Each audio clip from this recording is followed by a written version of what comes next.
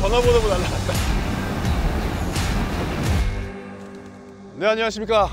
오늘 7월 말입니다, 여러분. 휴가철이고 날씨도 진짜 휴가 가야 될 것 같은, 지금 섭씨 몇 도죠?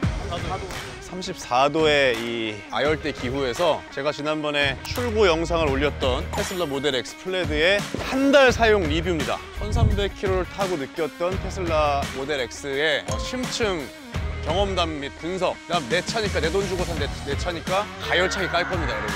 지금 구매 예약하신 분들 제 오늘 컨텐츠 보고 취소하실 수도 있고, 아니면은 고민하시던 분들 에이 진짜 사야겠다 할 수도 있으시니까 잘 알아보시길 부탁드리겠습니다. 그럼 오늘 테슬라 모델 X 1400km 주행기 시작하겠습니다. 고고고!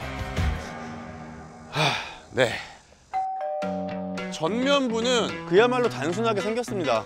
제가 그 얘기부터 할까요? 여러분들 이게 테슬라를 안 타시는 분들은 3과 S, 그다음에 Y와 X가 구분이 잘 안 갑니다. 그 구분하는 법은 옆에 저 문 손잡이 보시면 돼요. 앞문이랑 뒷문 손잡이가 연결되어 있는 게 X입니다. Y는 뒷문 손잡이가 뒤에 가 있어요. 그래서 어떤 차가 싹 지나가는데 저거 무슨 모델이지 할 때 뒷문 손잡이를 보면 되고, 혹은 이렇게 마치 내연기관차처럼 슬릿이 싹 가 있죠, 이렇게.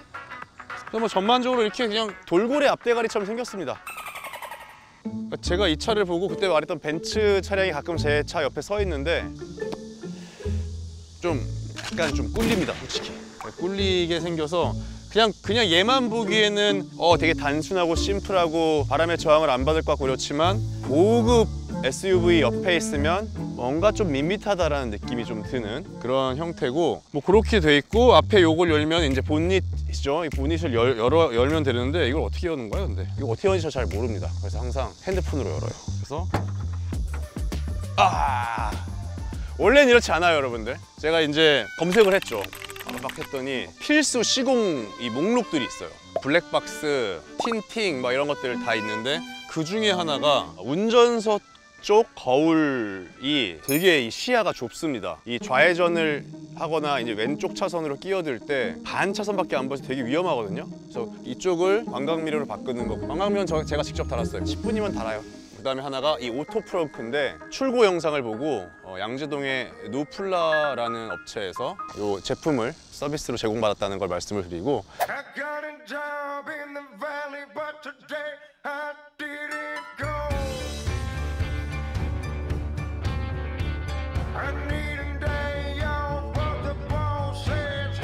저는 개인적으로 돈값 하는 것 같아요. 그 문 닫는 그 불쾌감 때문에 잘 안 쓰게 되는데, 이걸 이렇게 하면은 이게 닫힌 건지 안 닫힌 건지 모르겠는 거야.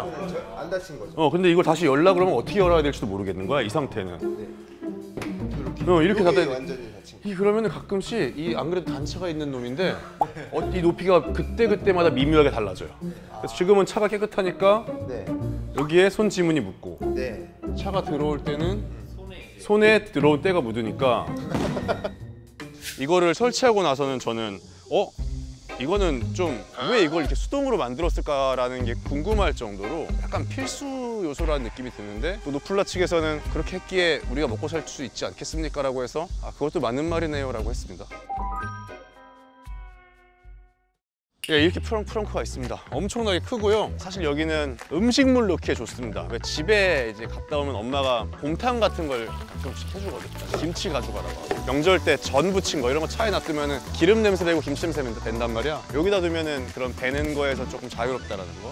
제가 이렇게 들어가서 약간 반신 욕조 정도 사이즈는 되는 것 같아요. 꽤 그냥 사이즈가 괜찮다. 그리고 엄청나게 넓죠. 광활한 유리. 그래서 모델 X 같은 경우는 썬팅샵에서 돈을 조금 더 받더라고요. 전면 유리 얼마, 1열까지 얼마, 전체 얼마, 파노라마 루프 얼마 하는데 앞유리랑 1열만 해서 한 100만 원 줬던 것 같아요. 그리고 이제 제 차 같은 경우는 이 A필러에 고장이 날라가 있습니다. 그래가지고 요거는 아마 센터를 가면 한 일주일 정도 맡겨서 재도색을 시켜준다고 하는데, 이런 식의 사소한 그때 말했던 이런 단차 말고도 이 단차도 웃겨. 이게 가끔씩 닫힐 때마다 조금씩 미묘하게 바뀝니다. 지금은 살짝 보닛이 이 부분보다 좀 내려가 있죠. 결국엔 신경 안 쓰게 되더라고. 카메라들 달려있죠. 카메라가 여기가 이제 보통 카드키 갖고 다니시는 분 여기다 싹 대서 열고 하는데 여기 카메라 하나 있고 여기 카메라 하나 있고 이 카메라는 우리가 좌회전할 때 이 역할도 해줘요. 이 오른쪽 가운데 센터 화면에 이 옆에 차선이 보이긴 하는데 좌회전을 해야 되는데 센터 화면에 보이니까 그다지 직관적이지 않아서 거의 저는 본 적 없어요. 직접 거울을 보는 경우가 훨씬 많은데 다만 주차할 때 이게 조금 도움이 됩니다. 그리고 아까 말씀드렸다시피 모델 Y와 X의 큰 차이점은 이 손잡이가 달라붙어 있어요. 오늘은 맞아요. 이게 아침이랑 저녁이랑 좀 달라. 성인 남자 키 같은데 이것도 오늘 잘 맞네 뭔가. 그리고 뒷문은 이거 뭐 여러분들 테슬라 리뷰에 다 나오는 뭐 이런 거고요. 오늘은 트여 있는 곳이라 이렇게 열리는데 보통은 이게 한 3분의 2 지점까지 올라오는 경우가 대부분이야. 보통 지하 주차장에 이 조명 때문에 여기 안에 어딘지 모르겠는데 센서가 되게 많아요. 그래서 뭐 조금만 있을 것 같으면은 되게 이렇게 열려. 한번 해볼까요? 내가 이렇게 서 있고 열어줘. 이런 식으로 주변을 되게 많이 센싱을 합니다. 옆에 차 붙어 있을 때도 이렇게 해서 이렇게 열리지 않고 이렇게밖에 안 열려. 그래서 일단부터 그냥 제가 뭐 열다거나 한 번 더 여기서 뭐 이렇게 한다거나 해야 되는 것 같아요. 대신에 부딪힐 염려는 거의 없다라는 거. 그리고 여기는 이제 충전하는 그건데 옛날이랑 달리 조금 부드럽게 열리는 이 형태가 바뀌었다고 해요. 개인적으로 저는 이게 작아서 좋아요. 그리고 이게 뭐랄까 USB-C 같은 느낌이랄까? 그거는 이제 김한용의 모카에 많이 나왔으니까 그거 보시면 될 것 같고 그렇게 해서 뭐 충전기 있고 뭐 그렇습니다. 그리고 뭐 트렁크 보시죠. 스포일러가 있죠. 저는 뭐 차 스포츠카 이런 거 잘 몰라서 공기 역학적으로 이게 뭐 다운포스를 하는 건지 잘 모르겠는데 좀 시야를 가립니다. 이 룸미러에 걸려요, 딱 센터에. 그래서 그런 좀 단점이 있고 요거 일반 그냥 롱레인지 모델 사신 분들도 요거만 구매해서 붙인다고들 해요. 플레드가 격자라는 얘기인데 엄청나게 빠르게 속도를 내면 우리의 시야가 격자 형태로 보여진다고 해서 요거를 아마 뭐 플레드의 표식으로 달았고 일단 운행하면서 요거는 뭐 이거의 힘을 보여드리겠습니다. 진짜 무서워서 못 밟아요. 그리고 뭐 트렁크 당연히 뭐 이런 건 없어요. 그냥 여기 누르면 열리는 거. 저 같은 경우는 6인승인데 이렇게 막 넓지는 않아요. 뭐 골프백 하나 정도는 들어가고 이걸 열면 또 어마어마하게 큰 공간이 나와요. 되게 깊어. 이건 어느 정도로 깊냐면 우차 이렇게 해서 최고 7인승이 가능하다. 이렇게 하면 8인승까지 가능하다. 트렁크에 사람이 타는 거 불법이라고 들었습니다. 네. 그리고 좋은 게 이 기본 제공하는 카페트나 이런 데 촉감이 뽀송뽀송해서 좋아요. 그리고 여기에 조그만 작동사에 넣는 칸들이 좌우로 있어서 이렇게 긴 거 놓기에도 꽤 괜찮다. 여기도 이렇게 공간이 있거든요, 이 구석에. 약간 비상금 유기하기에 아주 좋은 공간입니다. 여기 이렇게 공간이 있어요. 그래서 보통은 저는 이 정도 공간만 쓴다. 근데 아까 말씀드렸다시피 트렁크가 있으니까 여기 그냥 이렇게 단순하게 해놓을 수 있는 거야. 이 공간은 그때그때 완전히 내 풀 공간으로 쓸 수 있다는 게 이 차의 장점이라고 느낍니다. 이상 뒷모습까지 외관에 대해서는 더 자세한 걸 알고 싶으시면 모터라인 보세요. 예, 여기가 뭐 운전석이고요. 이렇게 생겼습니다. 요크 핸들 있고요. 요크 핸들이 있기 때문에 이 앞이 조금 더 넓게 보이죠. 사실 이게 조금 불편했었어요. 왜냐면 우리가 이렇게, 저 같은 경우 여기 이렇게 눌러서 미는 압력으로 여기에 접착력을, 마찰력을 주고 돌리는 거가 익숙했는데 그러다 보니까 이렇게 밀리면서 이 버튼을 누르게 되더라고. 그래서 이 좌회전, 우회전 버튼이 켜진다거나 혹은 오른손으로 할 때는 갑자기 와이퍼가 돈다거나 그 밖에는 요크 핸들은 적응하기 대단히 쉽습니다. 그 다음에 클락션, 우리가 운전하다가 야이씨 이게 아니에요. 요건 그게 아니라서 요 버튼 요거 띡 이렇게 눌러야 된다는 거. 그리고 요건 볼륨 설정 및 뭐 다음 트랙, 이전 트랙. 요거는 일단 운행을 할 때 보여드릴 건데 요걸 한 번 누르면 앞차와의 거리 유지만 해주고 두 번을 누르면은 차선 변경과 앞차와의 거리를 동시에 세팅해줘서 막히는 길 그냥 잠깐 정신 놓고 그냥 이러고 가도 앞차 따라가는 그런 정도 기능이고, 그렇게 해서 이제 뭐 요거가 기본적인 우리가 운행할 때 쓰는 것들. 그다음 뭐 창문 여는 거, 문 여는 건데 요거 모르실 거예요. 이게 예전에도 무슨 테슬라 화재 났을 때 문 어떻게 여는지 몰라서 안에서 뭐 사망 사고가 있었다 이렇게 하는데 혹시 여기 안 먹는다 당황하지 마시고 요거 당겨주시면 열린다는 거. 그리고 요것도 참 이렇게 열었을 때 요거 그냥 브레이크 밟으면 닫히고 내 운전 저장돼 있던 운전 자세로 들어간다는 거. 그러니까 이 차는 아까 외관을 얘기하는 너무 오랜 시간을 썼다고 생각해요. 외관은 별로 설명할 게 없고 안에 설명할 게 끝이 없거든. 지금 이제 한 5% 얘기한 것 같아요. 그러니까 일단 외관의 하드웨어적인 것만 일단 얘기를 할게요. 그러고 그다음에 이렇게 콘솔 박스 있어서 꽤 넓습니다. 이 정도가 있고요. 여기는 여기가 이렇게 해서 이제 컵홀더만 있는 것 같잖아. 요거를 열면은 이렇게 깊은 곳이 또 있습니다. 생수 500cc 기준으로 한 5통은 들어갑니다. 이렇게. 어마어마하게 많이 들어가서 여기가 대단히 넓은 공간이다. 뭐 이상입니다. 하드웨어적인 건 이거고 그다음에 뭐 이런 소프트웨어적인 걸 한번 볼까요? 멈춰 있을 때 기준으로 이게 돼요. 그러니까 이 전면 카메라가 있는데 전면 카메라를 주차할 때 못 써요. 이유를 모르겠어. 이 화면이 나오거든, 주차할 때. 이 뒷 좌우. 근데 우리가 앞으로 들 때도 있잖아. 앞차와의 간격을 생각해야 될 때도 있고. 근데 전면 카메라는 주차 시에 활성화가 되지 않습니다. 감시 모드이거나 블랙박스 용도로만 전면 카메라를 쓰고 있는 게 조금 의문입니다. 뭐 넷플릭스 볼 수 있고요. 약간 로딩 시간이 앱을 바꿀 때는 좀 필요합니다. 그래서 화질도 어마어마하죠. 하트 시그널을 보다 말았죠. 여러분들 혹시 저는 넷플릭스 유튜브 말고 티빙 보고 웨이브 보는데요, 안 될까 될까? 요건 약간 꿀팁인데 브라우저 들어가서 뭐 예를 들어 티빙에 들어갑니다. 여러분 이게 전체 화면이 안 됩니다. 지금 전체 화면이 안 되는데 요 stt.kr 사이트를 들어가면은 어떤 분이 이걸 아예 그냥 쉽게 만들어서 웹브라우저 방식의 스트리밍은 다 된다.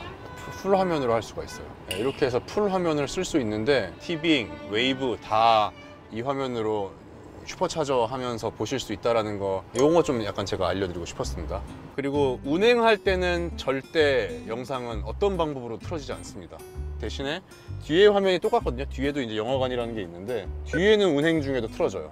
그래서 뭐 자녀분들 있으신 경우에 뒤에다가 뭐 애들 좋아하는 아기상어 같은 거 틀어놓고 운전하시면서 애들 좀 덜 찡찡대게 만들 수 있다는 거. 근데 지금 뒤에 앉아서 알겠지만 약간 시야가 좀 너무 밑에 있어서 내가 어제도 대리운전하면서 보는데 이렇게 보게 되더라고. 그러다가 그대로 찾았죠. 잠들기에 좋은 위치라는 거. 뒷좌석은 크게 말씀드릴 게 없습니다. 여기 뭐 파노라마 루프가 아닌 대신 여기 위에 천장에 유리가 있고 스피커가 되게 많아요. 저는 개인적으로 800만 원짜리 포르쉐 부메스터 사운드보다 훨씬 더 음질이, 게다가 전기차는 조용하잖아. 여기가 설정한 거에 다르겠지만 음질이 되게 좋아.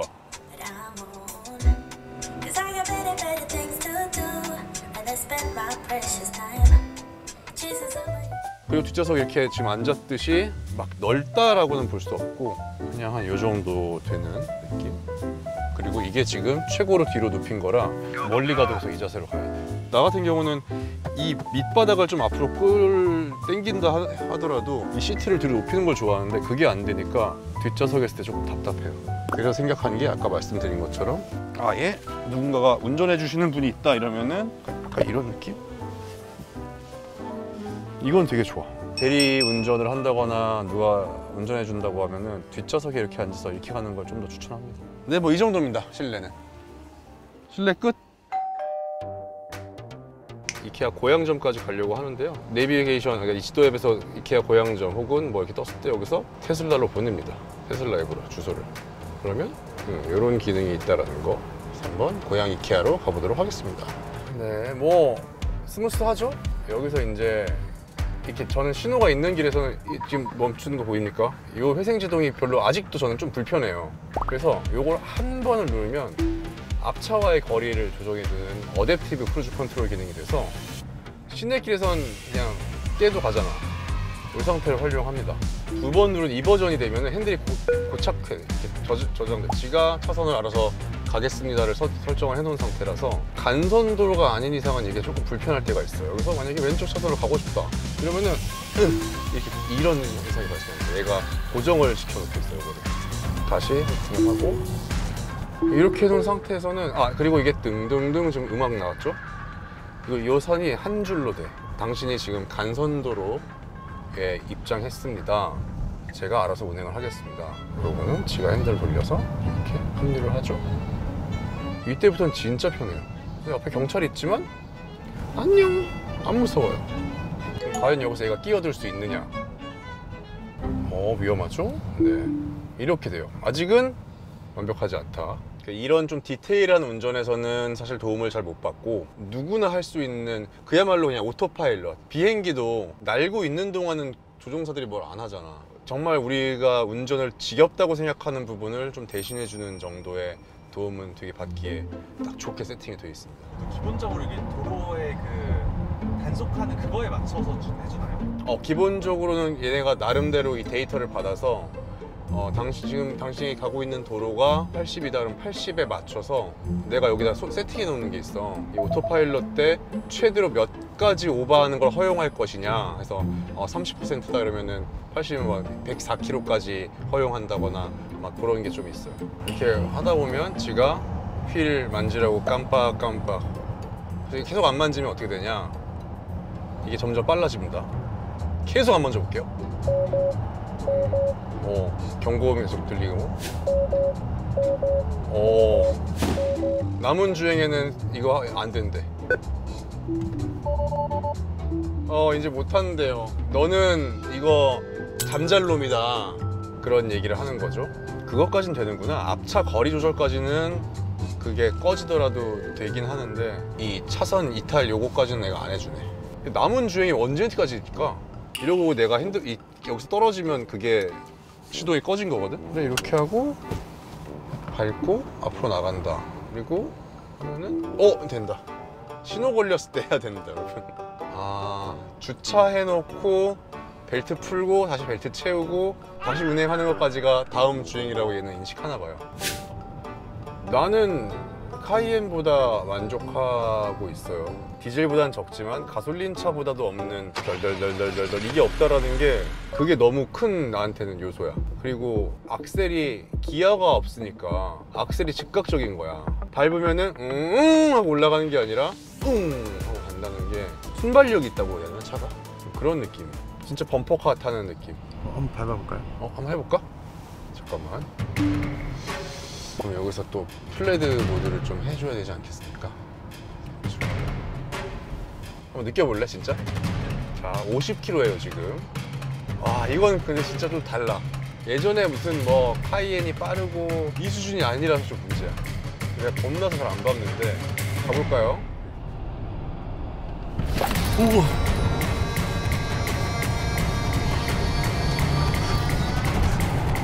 이런 느낌인 거야. 로켓인가요? 근데 이게 화면에 안 담기는 게 문제야.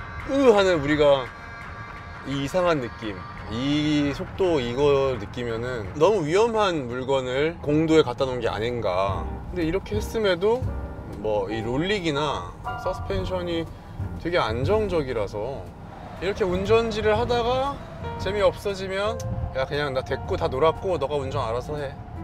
약간 이런 느낌. 이걸 경험했는데 다른 차로 돌아갈 수 있겠냐고.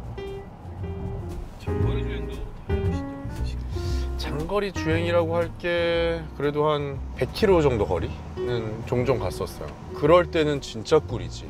거의 한 80% 정도는 나는 얘 깜빡거릴 때 이거 살짝 눌러주는 거 말고는 하는 일 없고 다 얘가 가니까 운전 피로도가 진짜 이만큼 낮아져. 차를 무슨 어떤 예술품이라고 보는 것 같아.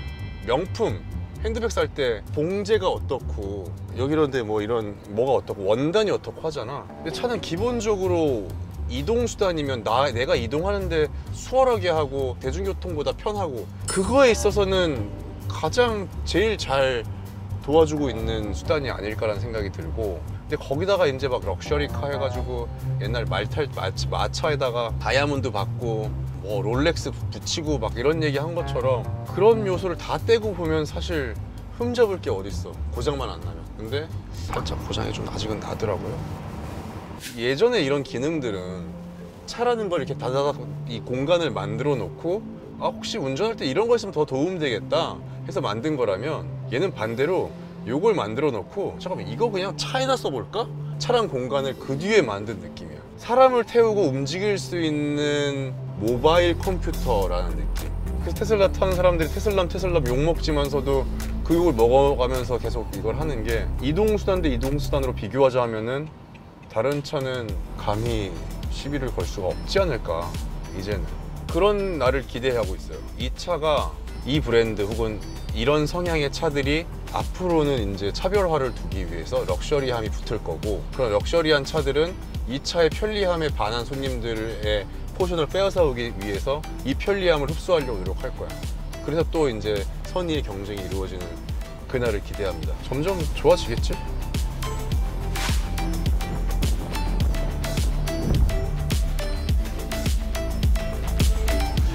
슈퍼차저 처음 써봐요.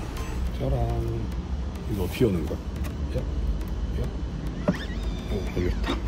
이걸 빼서 여기다 그냥 꼽으면 됐어. 오, 파란불. 오, 녹색불. 되고 있나봐. 오, 소리나. 따라란. 35분 만에 주가 됐는데요. 엄청 빨라. 충전이 완료됐고요. 안전벨트를 매고 출발을 하려니까 충전 케이블 차량에 연결됐으니까 이거 하고 빼고 다 출발하라고 아주 세심하게 나옵니다.